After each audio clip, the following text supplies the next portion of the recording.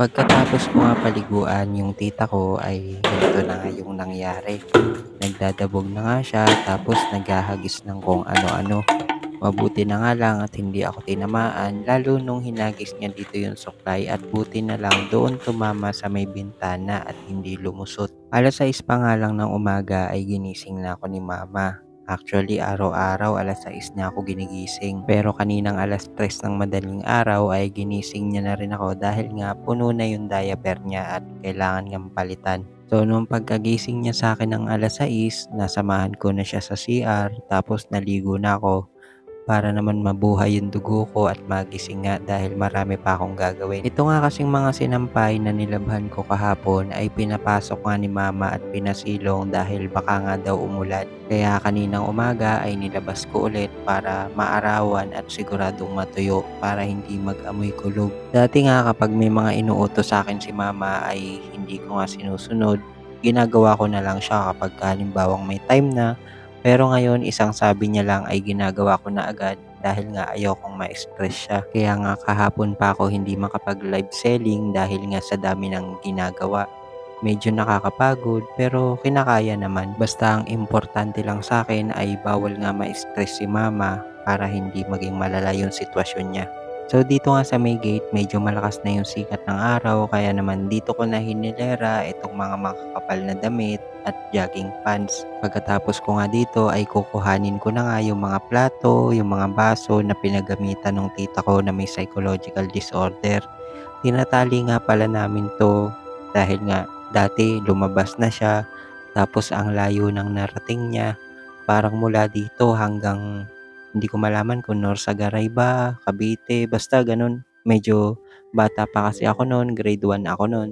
So year 2001 nang magkaganito nga yung tita ko dahil na rin sa dami ng problema, sa hirap ng buhay namin. Kaya habang nag-aaral siya, nagawa niyang magtinda ng mga merienda, pansit, ganun. Tapos nababalitaan namin na hindi nga daw siya kumakain, tinitipid niya yung baon niya. As in, wala talaga siyang kain sa eskwelahan, kaya sa bahay na lang siya kumakain. Tapos, ayun, doon na nagsimula yung lahat na nagkaganito siya. Tapos, tinanong ko nga siya dito kung gusto niyo nang maligo at umuo naman siya, tumango. Kaya naman ayan, sinamantala ko na habang maliligo siya, kukuhanin ko na yung mga basura doon sa kwarto niya. Galit na galit kasi tong tita ko na to kapag kinukuha yung mga plato niya, yung mga basura.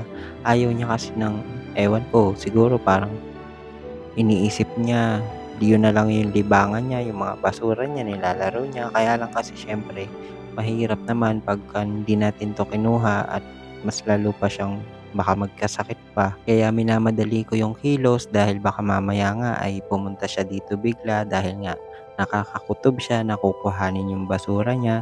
Tapos ayun, pagdating dito after niya maligo, hindi na nga ako nagkamali. Ganyan na nga yun nangyari. Tinoyo na siya, nagdabog, hinagis na yung kung anong mahawakan.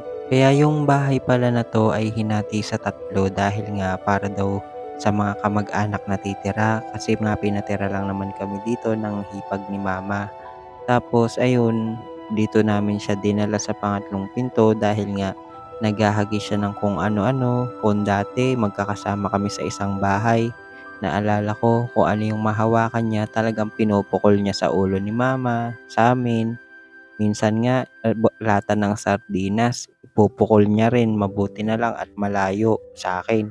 So ayun, kaya nandito siya. Tapos ayan, kung ano talaga yung mahawakan niya, ibabalibag niya. Basta pagka bad trip siya, pagka wala siya sa ano talaga. Tapos ang pagkakaalala ko, second year high school nung magkaganito siya, kaya wala siyang anak, wala siyang boyfriend, walang asawa. So ayun, may narinig na naman ako na humahampas. Tapos yun nga, yung timba niya pala at saka tabo doon sa banyo. At eto na nga yung nangyari. Tapos naulit pa yan ng naulit hanggang sa nabiyak na talaga ng tuluyan yung timba niya. Pero kinahapunan naman nung parang medyo hindi na siya nagdadabog, binalik ko sa kanya kasi wala naman siyang gagamitin. Kumbaga kasi pwede pa naman, sayang kasi yung ibang timba na nandito na ginagamit ko pang ipon ng tubig pagka masira din, unti-unti talagang mauubos yung mga timba namin. Sa totoo nga lang, nakakailang comment na ako sa wish ko lang na sana mapansin yung comment ko, na baka matulungan kami kahit papaano o kaya kung anong pupuwedeng gawin.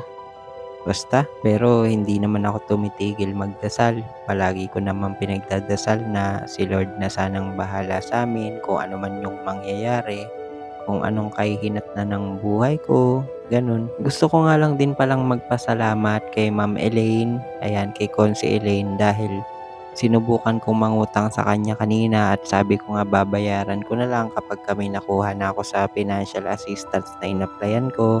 Pero ang ginawa nga niya ay binigay niya na lang at 'wag ko na daw bayaran. Kaya naman maraming salamat po at sa iba pang mga tumutulong sa'min, salamat po talaga ng sobra sa inyo at nauunawaan niyo yung sitwasyon ko. Sa mga nagpapalakas po ng loob ko, maraming maraming salamat po. So, kaya lang naman ako nagba-vlog din dahil umaasa ako na sana ito yung maging susi sa tagumpay namin para medyo gumanda-ganda yung buhay namin. Kaya napakalaking tulong po ng pag-she-share ninyo, pagre-react, pagko-comment. Kaya naman maraming maraming salamat po talaga. Tapos ayun, medyo naba-bad trip na nga ako dito pero kailangan ko na lang talagang intindihin at unawain yung tita ko na may psychological disorder. O paano, hanggang dito na lang muna ulit itong video natin na 'to. Salamat po sa inyo.